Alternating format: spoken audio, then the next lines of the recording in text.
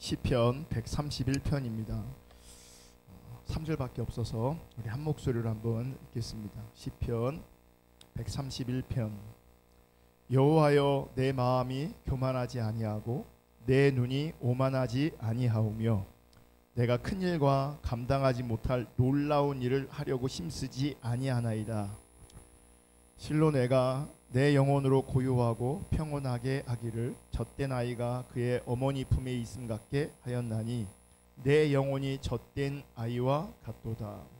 이스라엘아, 지금부터 영원까지 여호와를 바랄지어다. 아멘. 오늘은 시편 131편을 함께 나누고 하나님 찾고 또 기도하는 시간을 갖겠습니다. 여러분, 신앙인이라면 누구나 평안을 추구할 겁니다. 평안. 그래서 그런지 평안이라는 이름을 가진 교회들이 한국 교회에 꽤 많습니다. 평안교회. 사실 이 평안은 신앙인이 아닐지라도 이 평안은 누구나 추구하는 겁니다. 그런데 세상 사람들이 종종 이런 얘기합니다. 내가 나이 먹으면 종교를 가져볼 생각이 있다. 그러니까 지금은 바빠서, 지금은 내가 젊으니까 바쁘니까 할 일이 많아서 지금은 내가 종교를 갖진 않겠지만 종교의 필요성을 내가 알고 있다. 나이 먹으면 종교를 갖고 싶다. 그 이유가 뭐냐면 마음의 평안 때문이에요. 그러니까 종교의 기능 중에 하나가 뭐냐면 우리 마음의 평안을 위해서 어떤 사람들은 종교를 선택하는 겁니다. 문제는 이렇게 신앙생활 하는 사람들도 평안을 추구하고 신앙생활 하지 않는 세상 사람들도 어떤 면에서는 그 평안을 원하고 있습니다. 문제는 신앙생활 하지 않는 사람들은 말할 것도 없고 신앙생활 하고 있는 사람들 중에도 성경이 말하는 진짜 평안이 뭔가를 모르는 사람들이 많다는 겁니다. 그 평안의 세계, 성경이 말하는 참된 평안, 이게 뭔지를 잘 모른다는 겁니다. 그러니까 평안을 알지 못한 채, 이 평안의 나라, 평안의 세계를 알지 못한 채 정말 막연하게 어떤 생각이 있냐면 믿음으로 마음의 평안을 얻으려고 하는 거죠. 아까 제가 조금 전에 종교의 기능 중에 평안이 있다 그랬잖아요.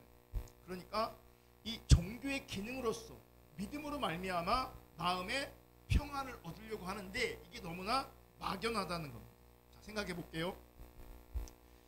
이 평안에 대해서 우리의 생각이 정말 얼마나 막연한지, 자, 믿음으로 평안을 얻을 수 있다. 이게 맞는 말 같아요. 믿음으로 평안을 얻을 수 있다. 근데 보세요. 믿음으로 평안을 얻을 수 있다면 이미 신앙생활하고 있는 많은 사람들은 세상 사람들이 알지 못하고 세상 사람들이 누리지 못하는 그 평안을 누리고 있어야 돼요. 믿음으로 평안을 누릴 수 있다라는 말이 맞다면 이미 믿음을 가진 사람은 그 평안을 누리고 있어야 말이 되는 거죠. 말이 되는 거예요. 그런데 자, 주변을 돌아보면 이 평안을 누리고 있는 사람들이 우리 주변에 얼마나 있을까? 여러분 잘 보이는가요? 이게 평안한 사람들. 사실 다른 사람 볼 것도 없이 내 내면을 돌아보면서 나는 평안한가? 나는 평안을 누리고 있는가? 돌아보면 대답하기가 쉽지 않을 겁니다. 그러니까 막연하게 믿음으로 평안을 얻는다, 믿음으로 평안을 누린다라고 여기면 안 되는 거예요. 그러니까 막연하게 많은 사람들이 그 평안을 원하니까 평안을 구하긴 하지만 실제 그 평안을 누리고 있는 사람들은 사실 잘 안 보일 수 있다는 거예요. 그래서 여러분, 예수를 믿는다고 해서 자연스럽게 혹은 기계적으로 그 평안이 우리 가운데 다가오고 평안을 누리는 것이 아닐 수 있다는 걸 기억하셔야 돼요. 여러분, 성경은 우리에게 참된 평안의 세계를 말씀하고 있습니다. 그리고 실제 그 평안의 세계로 들어가게 하는 것이 믿음인 건 사실입니다. 그러니까 믿음으로 말미암아 참된 평안의 세계로 들어갈 수 있습니다. 그러니까 정말 우리 신자들에게 필요한 것은 이 평안의 세계가 무엇인가를 알아야 돼요. 그리고 이 평안의 세계를 믿음으로 들어갈 수 있는 믿음으로 누릴 수 있는 그런 은혜가 우리 가운데 있어야 되고요. 오늘 본문이 그걸 우리 가운데 말해주고 있는 겁니다. 먼저 오늘 본문을 나누기 전에 먼저 그 말씀드릴 게 하나 있는데, 요즘 우리가 수요일 날 저녁에 하나님을 경험하는 삶을 공부하고 있습니다. 요즘 하나님을 경험하는 삶을 통해서 나누고 있는 주제는 이 조종에 관한 겁니다. 무슨 얘기냐면, 하나님은 우리를 하나님 크기의 일로 우리를 부르십니다. 하나님 크기의 일로 우리를 인도하시죠. 그러면 우리가 할 수 없는 하나님 크기의 일로 우리를 인도하시니까 우리 안에는 믿음의 갈등이 생깁니다. 그 믿음의 갈등 속에서 우리가 하나님의 신뢰함으로 말미암아 조종하고 순종하면 우리가 하나님을 경험하게 되는 거죠. 하나님을 더 알아가게 되는 거죠.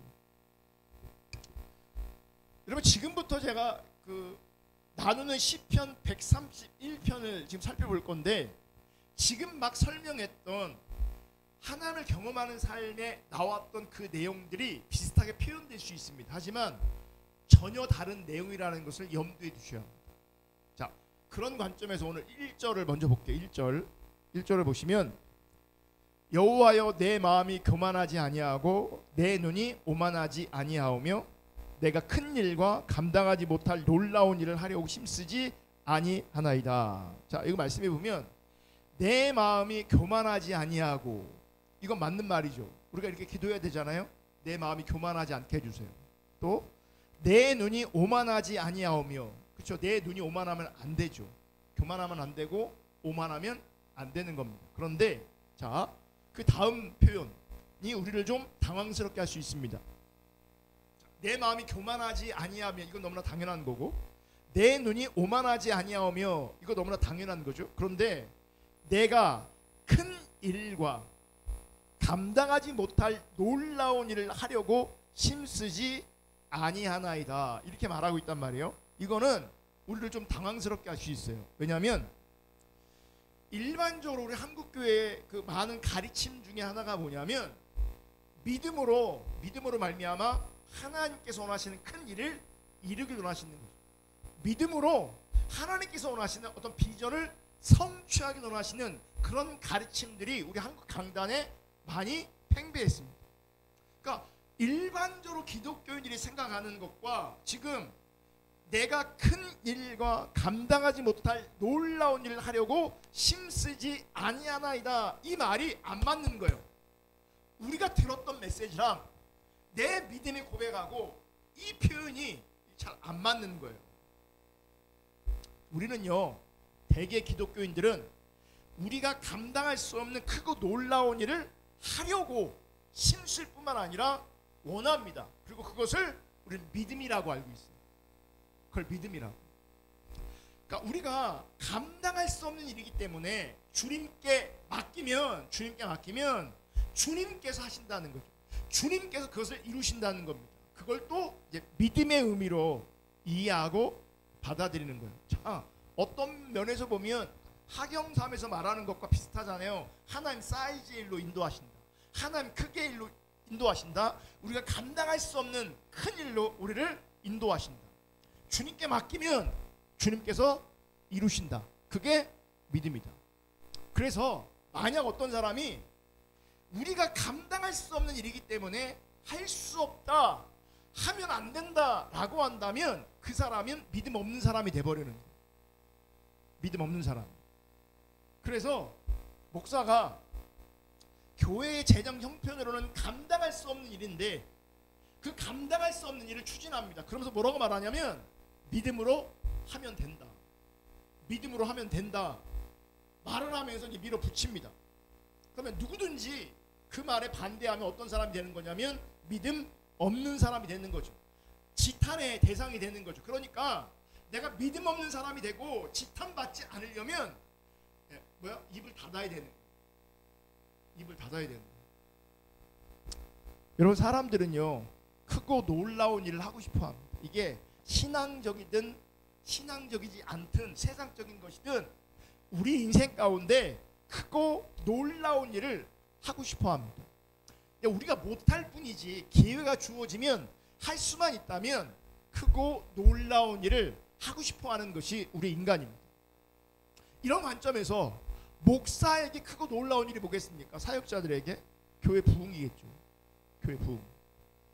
이처럼 크고 놀라운 일을 해서 교회를 부흥시킴으로 말미암아 크고 놀라운 일을 함으로 말미암아 결국 나 자신을 돋보이게 하는 겁니다.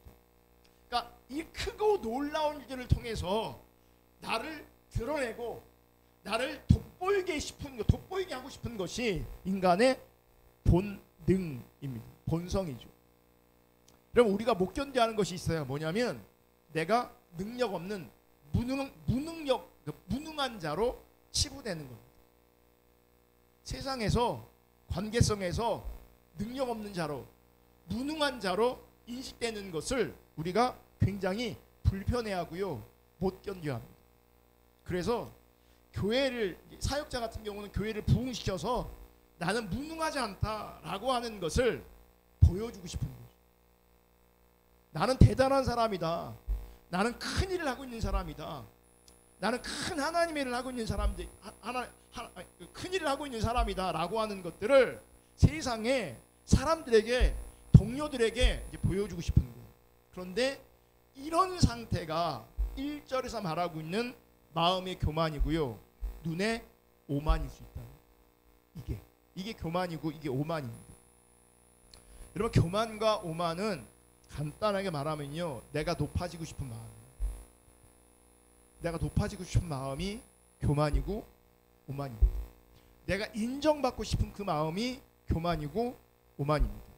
여기서 참신앙과 거짓신앙의 차이가 분명하게 드러나는 겁니다. 그럼 참신앙은요, 하나님 크기의 일로 하나님이 부르시고 인도하시는 겁니다. 나중에도 한 번 더 제가 강조하겠지만, 그래서 중요한 게 뭐냐면 어떤 일이냐가 중요한 게 아니라 하나님이 하나님 사이즈의 일로 우리를 인도하시는 거예요. 하나님이. 거짓신앙은 내가 크고 놀라운 일을 하고 싶은 거예요. 내가. 그래서 그것을 교만이라고 말하고 오만이라고 말하는 거예요. 똑같이 우리가 감당할 수 없는 것처럼 보이지만 하나는 하나님이 인도하시는 거고요, 하나는 자기 교만과 오만과 탐심과 욕망 때문에 내가 설정해 놓은 하나님 사이즈의 일이 되는 거죠.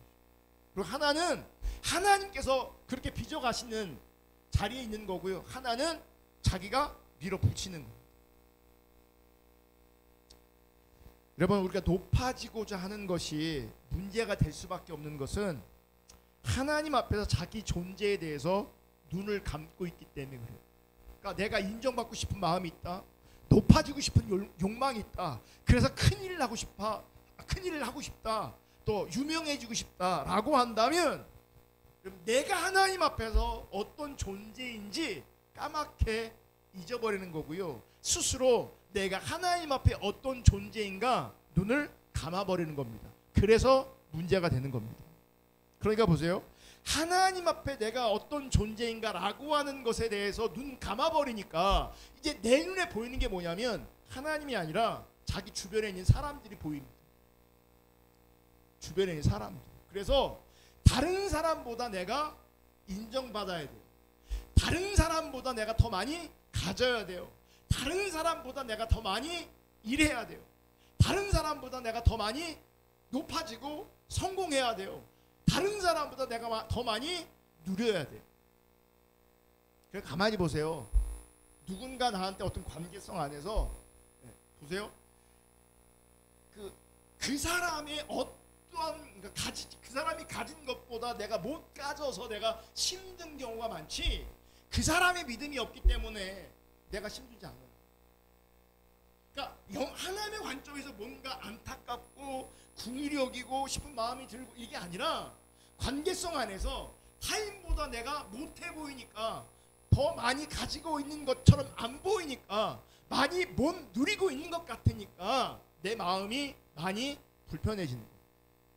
그러니까 내가 더 많이 가지려고, 내가 더 많이 인정받으려고, 내가 더 높아지려고 생각하는 거예요. 거기에 집중하고 몰두하는 겁니다. 이것이 하나님 앞에서 어떤 인간도 피조물이고 죄인일 수밖에 없다라고 하는 것을 잊어버리는 거예요. 여러분 자신을 하나님과의 관계 안에서 생각한다면 내가 어떤 일을 이룬다고 해도요 인간의 가치는 달라지지 않습니다. 다만 하나님 앞에서 여전히 나는 피조물일 뿐이고 죄인일 뿐이에요. 그러니까 하나님의 은혜로 말미암아 나를 빚으시고 그렇게 할 수 있는 은혜를 주셨을 뿐이지 내가 큰일을 한 게 아니라고요. 그래서 진짜 하나님을 바라보고 하나님과 관계성 안에 있다면 내가 어떤 일을 이룬다고 하는 것이 결코 나에게 자기 의로 작동할 수 없어요. 내가 어떤 일을 이룬다고 할지라도요 나의 가치가 전혀 달라지지 않아요. 다만 나는 여전히 하나님 앞에서 피조물이고요, 여전히 하나님의 은혜가 필요한 존재고요, 하나님의 사랑이 필요한 존재고 하나님의 자비가 필요한 존재일 뿐이에요. 그런데 보세요, 이 하나님과의 관계와 상관없이 세상과 그리고 인간관계에서의 자기에게만 몰두하니까 자기 중립적인 자리에서 큰일을 하게 되면 내가 달라질 수 있다고 생각하는 거예요. 그게 교만이고 그게 오만이에요. 여러분 내가 큰일을 해도요 하나님이 나를 크게 사용하셔도요 나란 존재가 달라지는 게 아니에요. 나의 가치가 달라지는 게 아니에요. 그런데 우리는 하나님 바라보기보다는 세상과의 관계와 사람들과 관계 속에서 내가 유명해지고 내가 더 많이 가지면 내가 큰일을 하게 되면 내가 달라질 수 있을 거라고 생각해요. 세상은 그렇게 대접해 주거든. 내가 큰일을 하면요 정말 사람들이 나를 하나님처럼 천사처럼 섬겨줍니다. 그래서 많은 이 사역자들이 타락하는 이유 중에 하나가 뭐냐면 가난할 때 타락하는 게 아니고요, 인기 없을 때 타락하는 게 아니고요, 성공할 때 형통할 때 큰일이 맡겨졌을 때 타락하는 이유 중에 하나가 뭐냐면 그를 사람들이 높여줘요. 사람들이 높여주면 그 높여주는 그 사람이 실제 내가 대단한 사람이라고 착각하는 거예요. 그게 교만인데, 그게 오만인데. 그래서 한편으로는요 큰 일에 맡겨진다는 것이 얼마나 위험 부담이 큰지를 알아야 돼요. 성공하고 형통한다는 것이 얼마나 위험 부담이 크다는 걸 알아야 돼요. 무슨 얘기냐면 타락한 우리 본성은요 그 큰 일과 그 인기를요 감당할 수가 없어요. 그 부를 쓸진 모르겠지만 하나님 관점에서 사실은요 감당할 수 있는 그런 겸손함이 우리 가운데 없어요. 도리어 교만해지죠. 큰일 때문에 크게 사용됨으로 말미암아 많이 가지게 된 것으로 말미암아 많은 사람들이 교만해지고 오만해지고 그러면서 교회는 다닐지 모르겠지만 자기도 모르게 마음에서는 주님을 떠나게 돼요. 크게 쓰임받고 있으면서도 뭐예요? 주님을 떠날 수도 있어요. 어떤 분 이렇게 기도해 주다가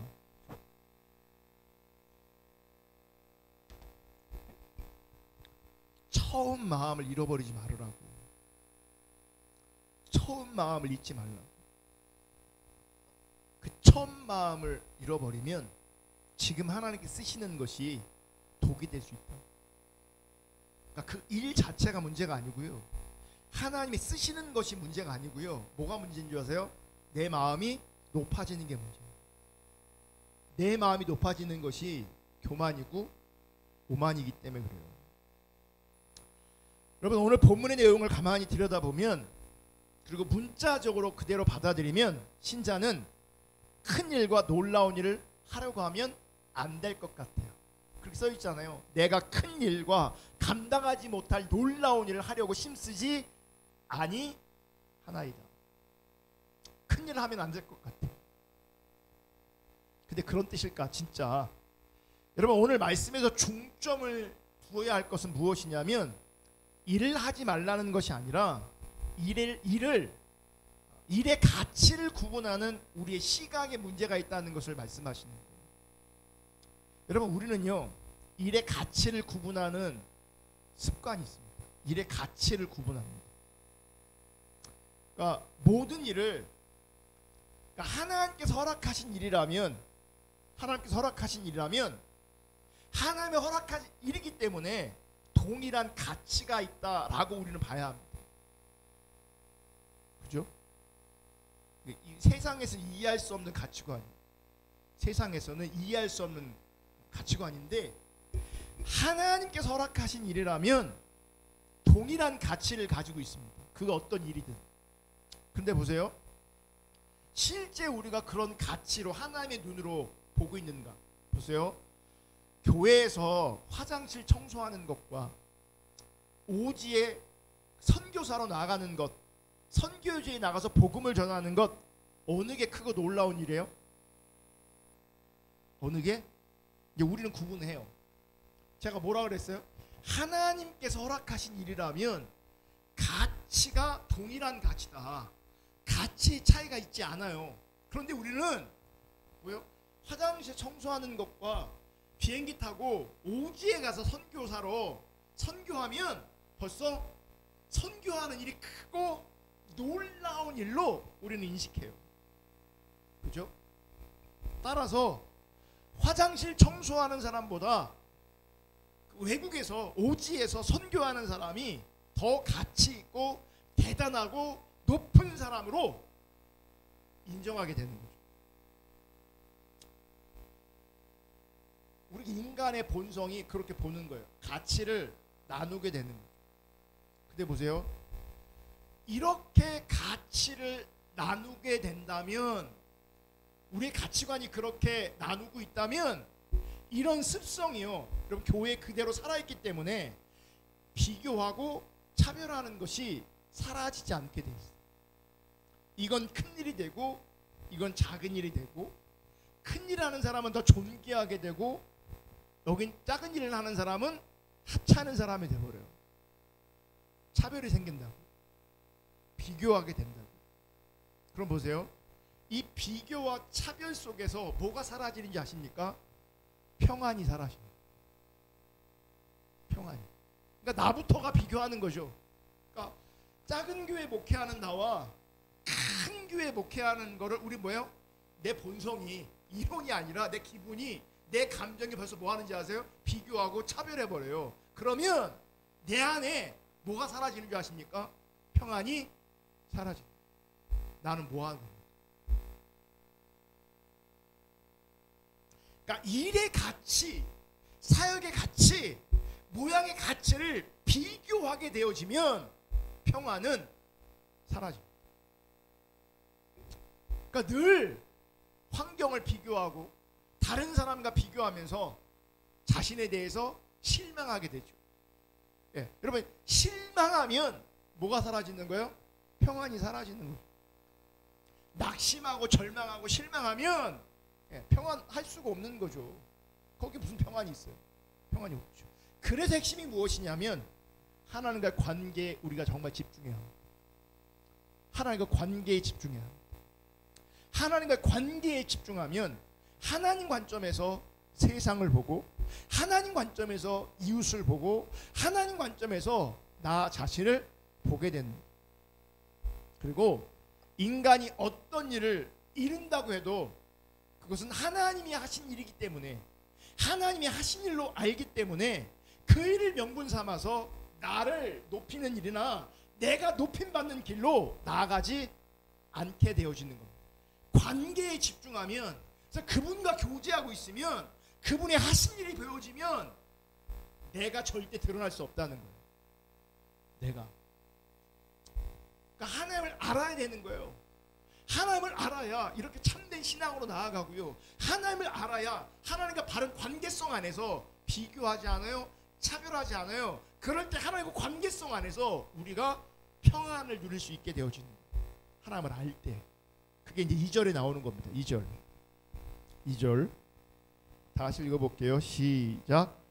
실로 내가 내 영혼으로 고요하고 평온하게 하기를 젖된 아이가 그의 어머니 품에 있음 같게 하였나니 내 영혼이 젖된 아이와 같도다.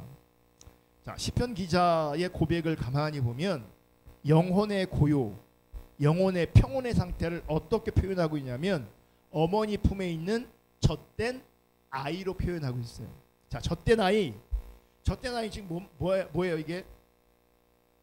엄마 젖을 먹고 배불러 갖고요. 젖에서 입을 뗀 상태를 말하는 거예요. 그러니까 충만한 상태. 그 엄마 품에 안겨 갖고요. 잠자고 있는 상태.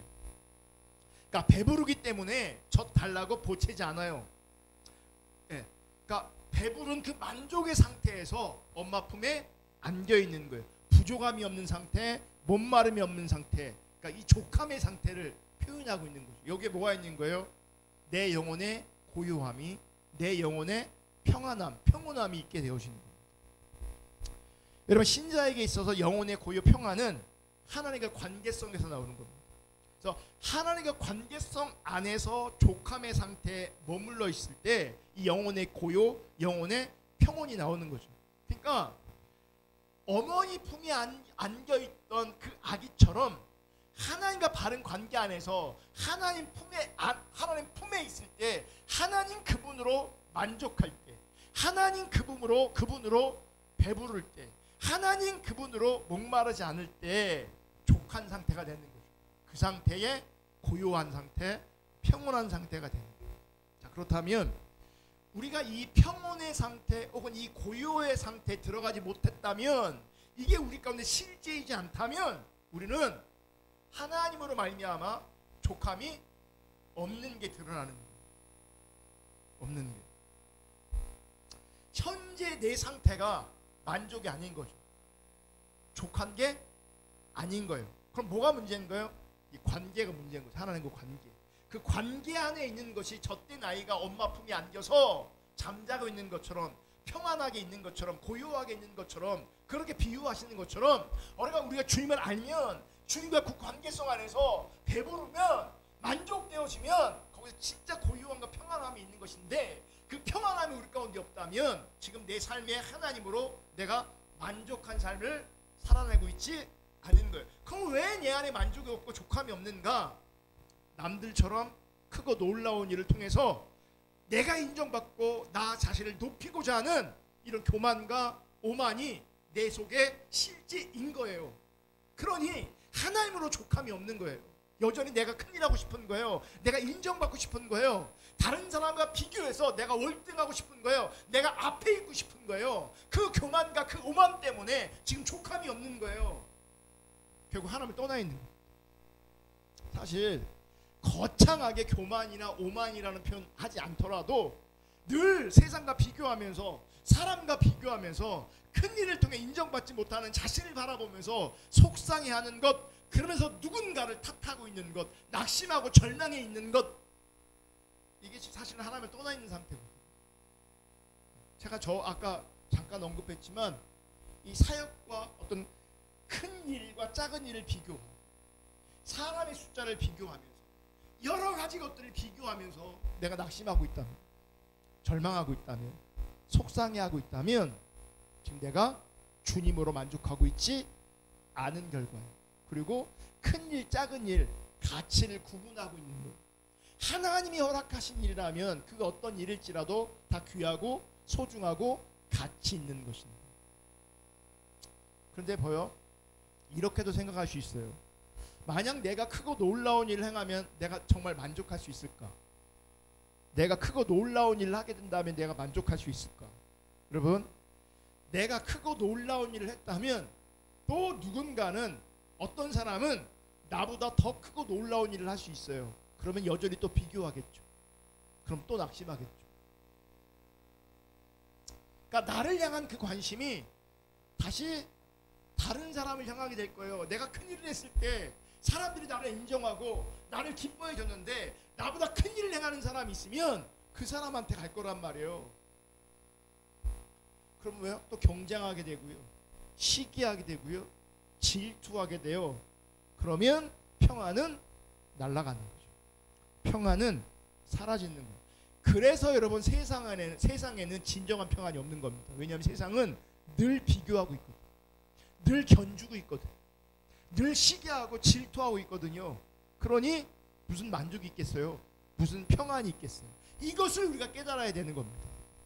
이것을 깨닫고 인간의 행함에 가치를 두지 않고, 인간의 행함을 높이려고 하지 않고, 내가 관심의 대상이 되려고 하지 않을 때, 그리고 인간의 행위에 가치를 두는 것, 그걸 높이려고 하는 것, 내가 관심이 대상이 되려고 하는 그 모든 것들이 무의미한 것이, 헛된 것임을 알게 될 때 우리가 깊은 신앙의 세계로 나아가게 되고요.